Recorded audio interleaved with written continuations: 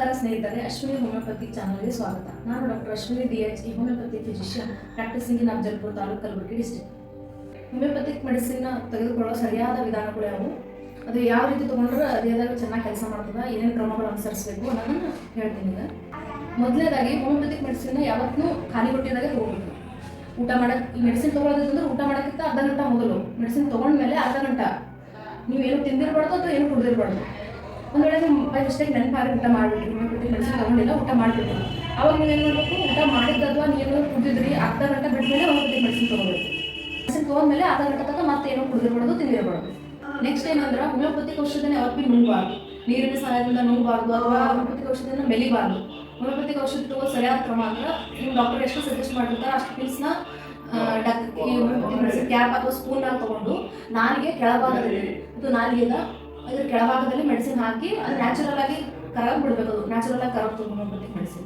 Next homeopathic ಮೆಡಿಸಿನನ್ನು ಯಾವತ್ತೂ ಕೈಲೇ ಮುಟ್ಟಬಾರ್ದು, ಅದು ಭಾಳ ಸೂಕ್ಷ್ಮವಾಗಿರೋದ್ರಿಂದ ಹೋಮಿಯೋಪತಿಕ್ ಔಷಧಿ ಅದರ ಶಕ್ತಿ ಕಳ್ಕೊತದೆ. ಅದಕ್ಕೆ ಹೋಮಿಯೋಪತಿಕ್ ಮೆಡಿಸಿನ್ ಯಾವತ್ತೂ ಅದರ ಹೋಮಿಯೋಪತಿಕ್ ಔಷಧಿ ಹಾಕಿಬಿಟ್ಟಿದ್ದು ಡಕ್ಕಂತ ಸಹಾಯದಿಂದ ನಾವು ತೊಗೊಳ್ಬೇಕು. ನೆಕ್ಸ್ಟ್ ಏನಂದ್ರೆ ಹೋಮಿಯೋಪತಿಕ್ ಮೆಡಿಸಿನ್ ನಿಯಮಿತ ಪ್ರಮಾಣದಾಗ ತೆಗೆದುಕೊಳ್ಬೇಕು.